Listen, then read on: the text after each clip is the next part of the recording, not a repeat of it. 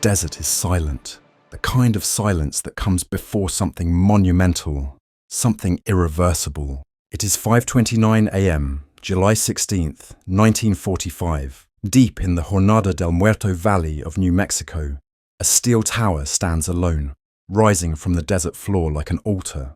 At its peak sits a device, a sphere of plutonium, encased in high explosives, waiting for ignition. Inside a reinforced bunker, a group of men watch from behind thick glass. Scientists, soldiers, engineers. Some are tense, gripping their clipboards. Others stand motionless, holding their breath. Among them is J. Robert Oppenheimer, the physicist who has shepherded this project from theory to terrifying reality. 30 seconds. The countdown begins. Hearts pound. This is it, the culmination of years of frantic research, of secrecy, of calculations written in chalk and tested in steel. 10, 9, 8, 7, 6. Some turn away, shielding their eyes behind dark goggles. Others stare straight ahead, as if daring history itself to blink first. 4, 3, 2, 1.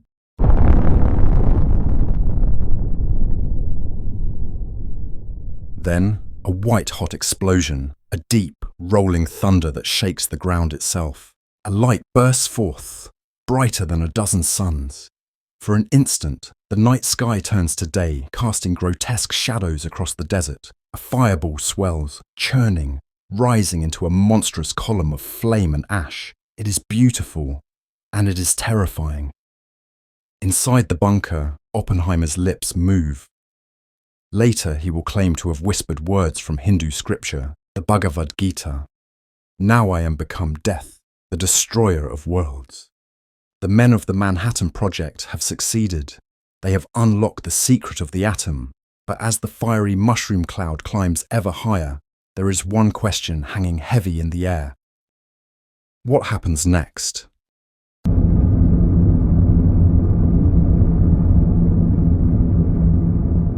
What happens next is Hiroshima.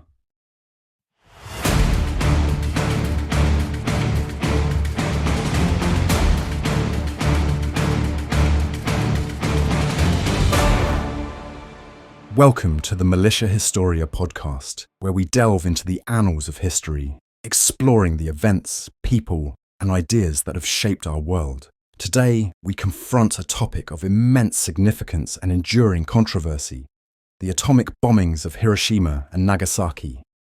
On August 6th and 9th, 1945, the United States detonated 2 atomic bombs over these Japanese cities, forever changing the course of history. These events led to unprecedented destruction and loss of life, hastening the end of World War II, but also ushering in the nuclear age. We'll delve into the development of these weapons, the selection of Hiroshima and Nagasaki as targets, and the immediate and long-term consequences for the victims and the world. In this episode, we aim to provide an overview of these pivotal moments. We'll examine the historical context leading up to the bombings, exploring the strategic and political considerations that influenced the decision to use atomic weapons. We will discuss the differing views on the justifications and the morality of this act. Join me as we navigate this complex and sensitive subject, seeking to understand the events, the motivations, and the profound legacy of Hiroshima and Nagasaki.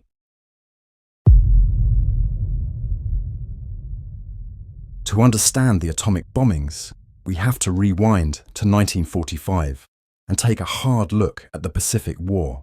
By this point, the conflict between the Allied forces, primarily the United States, and the Empire of Japan had been raging for nearly 4 years. The Japanese military had proven to be a tenacious and formidable foe, deeply entrenched in a brutal island-hopping campaign across the Pacific. Battles like Iwo Jima and Okinawa demonstrated the Japanese military's resolve to fight to the bitter end, with shockingly high casualty rates on both sides. Okinawa, in particular, was a gruesome preview of what an invasion of the Japanese mainland would likely entail. Worried by these sustained losses, the Allied forces started planning the largest amphibious assault in history.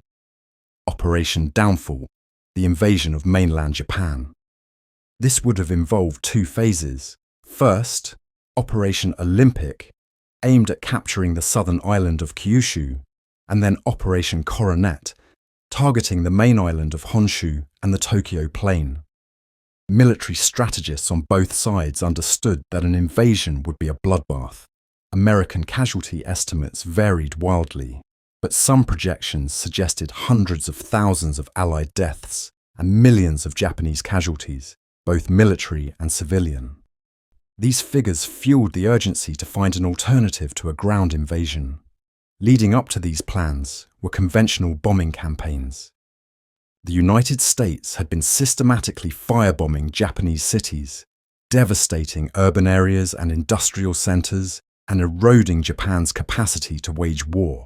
Some historians argue that these conventional bombings were already inflicting massive civilian casualties and pushing Japan to the brink of collapse, raising questions about whether the atomic bombs were truly necessary. Now let's shift our focus to the creation of the weapons that would ultimately alter the course of history. I'm talking about the development of the atomic bombs, a story deeply intertwined with the Manhattan Project. The discovery of nuclear fission in 1938 sparked both excitement and fear in the scientific community. The possibility of harnessing the atom's power was tantalizing, but the notion of a nation weaponizing this power created a terrifying prospect. Fueled by the fear that Nazi Germany was pursuing its own atomic weapons program, a group of scientists, including Albert Einstein, urged the US government to take action. This led to the establishment of the Manhattan Project, a top-secret research and development undertaking that brought together some of the brightest minds in the country. Under the leadership of figures like General Leslie Groves and scientific director J. Robert Oppenheimer, the Manhattan Project operated at multiple sites across the United States. It was a monumental endeavor, employing over 125,000 people and costing billions of dollars. It led to the creation of Little Boy, a uranium-based gun-type fission weapon, and Fat Man, a plutonium-based implosion-type nuclear weapon. While the bombs were being designed and built, the Allies were also deciding how and where to use them. A target committee was formed to identify potential targets in Japan. The committee set criteria that were, at the time, seen as important to ending the war. These included selecting large urban areas with military significance that had been relatively untouched by previous bombing raids, ensuring a clear assessment of the weapon's destructive power. The initial list included Kyoto, Hiroshima, Yokohama, Kokura, and Niigata.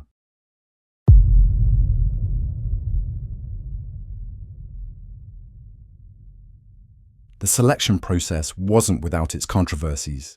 Kyoto, with its rich cultural heritage, was initially considered a prime target due to its population and potential for psychological impact.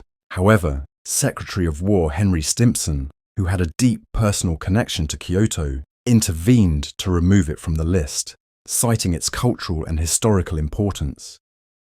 Nagasaki was ultimately added as a replacement, but this choice highlights the complexities and moral questions surrounding the use of such devastating weapons. It wasn't simply about military objectives, it was about sending a message, breaking the enemy's will, and potentially, as some historians argue, intimidating the Soviet Union.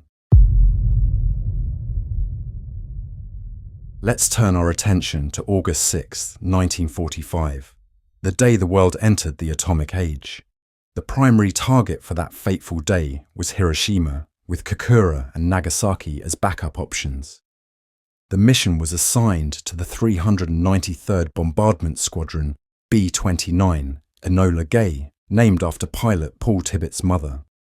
Tibbets, along with his crew, took off from North Field on Tinian Island, about 6 hours flight time from Japan. Accompanying the Enola Gay were two other B-29 aircraft, the Great Artiste, carrying instrumentation, and Necessary Evil, to photograph the event.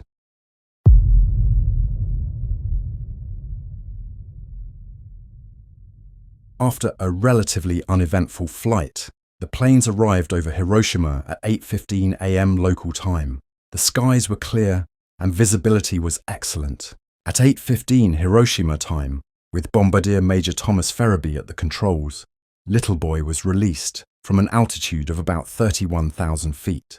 44.4 seconds later, the bomb detonated approximately 1,900 feet above the city, directly over the Shima Surgical Clinic, missing the aiming point of the Aoi Bridge by about 800 feet. The immediate effects were cataclysmic. A blinding flash, followed by an enormous shockwave, leveled everything within a 1-mile radius. Temperatures at ground zero reached an estimated 7,000 degrees Fahrenheit, incinerating anything flammable. People close to the hypercenter were vaporized instantly, leaving only shadows etched onto walls and pavements. Survivors further from the blast faced unimaginable horrors. Buildings collapsed, trapping people beneath the rubble. Fires erupted, quickly merging into a firestorm that consumed the city. Many sought refuge in the rivers, only to drown or succumb to horrific burns.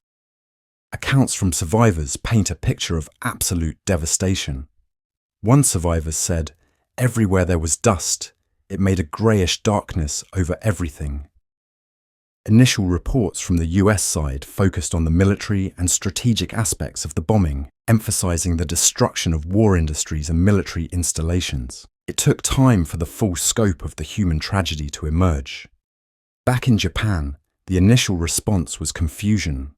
Military officials struggled to grasp what had happened. It wasn't until a team of scientists arrived in Hiroshima the next day that they confirmed the city had been destroyed by an atomic weapon.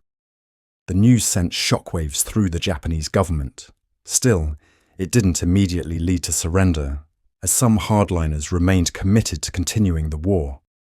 Just 3 days later, on August 9, 1945, the United States dropped a second atomic bomb, this time on Nagasaki. The mission was originally scheduled for August 11th, but was moved forward due to weather concerns. Again, the primary target for this second bombing was not Nagasaki, but Kokura, an industrial city with significant military installations. The B-29 Superfortress boxcar, piloted by Major Charles Sweeney, carried the Fat Man plutonium implosion-type bomb. Like the Enola Gay, the boxcar was accompanied by instrumentation and photographic support aircraft. But unlike the Hiroshima mission, this one was plagued by problems from the start. Before even taking off, the flight engineer discovered that a fuel transfer pump was inoperative, preventing the use of a significant amount of fuel. This meant that they would have to fly to their target and back with a lot less gas. The second problem was that as the great artiste approached the assembly point for the flight off the coast of Japan, that plane failed to make the rendezvous. Sweeney waited for 40 minutes, but as a matter of time, finally made the decision to proceed to the city of Kokura. Upon arriving over Kokura, the city was obscured by heavy cloud cover and smoke drifting from fires caused by a previous conventional bombing raid on nearby Yahata. After 3 unsuccessful bomb runs, and with fuel running dangerously low, Sweeney made the decision to divert to the secondary target, Nagasaki. At 11:02 a.m. Japanese time, after finally finding a break in the clouds, Bombardier Captain Kermit Behan visually identified the target and released Fat Man. The bomb detonated approximately 1,650 feet above the city, nearly 2 miles northwest of the intended target. That aiming point would have been the center of town.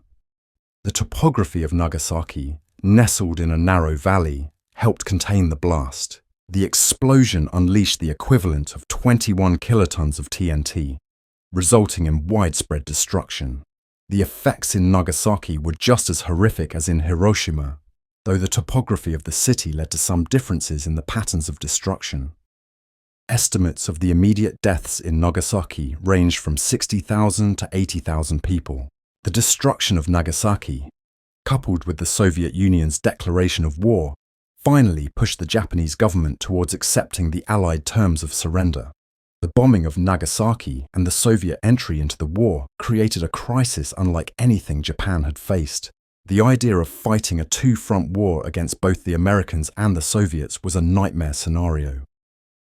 On August 10th, the day after Nagasaki, the Japanese government indicated to the Allies that it would accept the terms of the Potsdam Declaration, but with one crucial condition, that the emperor's position as a sovereign ruler would not be compromised. This was a sticking point for the Allies, especially the United States, which had initially demanded unconditional surrender. However, after some deliberation, the Allies, led by the United States, decided to accept this condition, paving the way for Japan's formal surrender. Emperor Hirohito's recorded message was broadcast to the Japanese people on August 15th, announcing the surrender. This was the first time many Japanese citizens had ever heard the voice of their emperor, and the announcement was met with a mix of shock, grief, and disbelief. Some hardline militarists attempted a coup to prevent the broadcast, but they failed. The formal surrender ceremony took place on September 2nd, 1945, aboard the USS Missouri in Tokyo Bay, officially ending World War II. General Douglas MacArthur presided over the ceremony. With the surrender finalized, the Allied occupation of Japan began. General MacArthur was appointed as the supreme commander for the Allied powers and oversaw the demilitarization and democratization of Japan. The occupation lasted until 1952, during which time Japan underwent significant political and social reforms.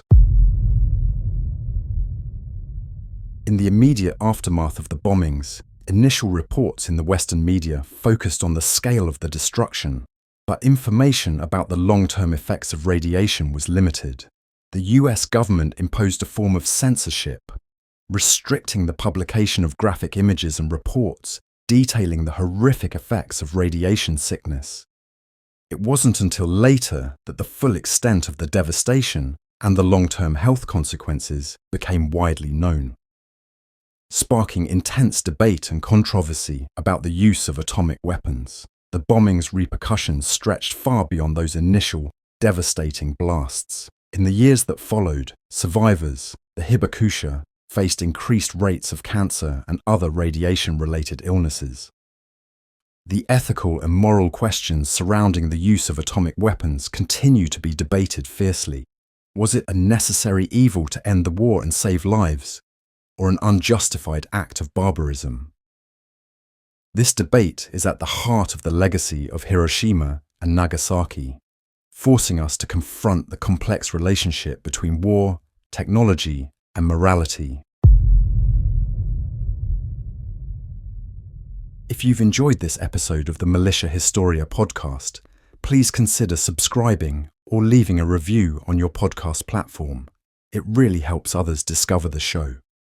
Next time, we stay in the Pacific and look at the conventional bombing of the Japanese mainland, from the Doolittle raid through to the firebombing of Tokyo. Thanks for joining me, and until next time, stay curious.